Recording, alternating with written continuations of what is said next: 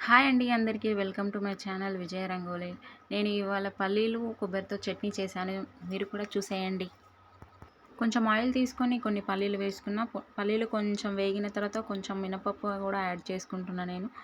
కొంచెం టేస్ట్ బాగుంటుందని కొంచెం మంచిగా వేయించుకున్న తర్వాత కొన్ని పచ్చిమిరపకాయలు యాడ్ చేసుకున్నా. అవి కూడా రోస్ట్ చేసుకుంటా. కొంచెం కారం తగ్గుతుంది అని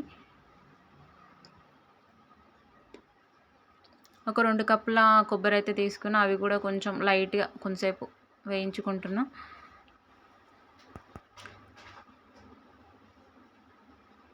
కొబ్బరి కూడా మంచిగా వేయించుకుంటున్నానండి.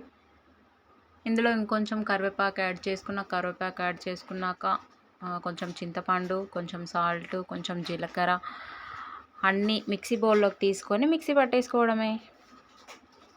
తర్వాత పోపేసుకోవడమే. కొంచెం జీలకర్ర, కొంచెం ఆవాలు.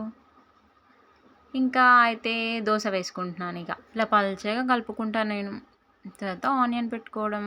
కొంచెం ఆయిల్ వేసి స్ప్రెడ్ చేసుకున్నాక 2 స్పూన్స్ వేసుకొని దోస వేసుకోవడమే.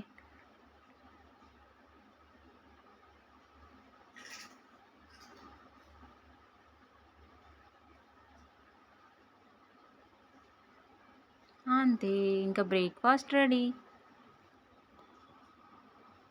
కొద్దిగా ఆయిల్,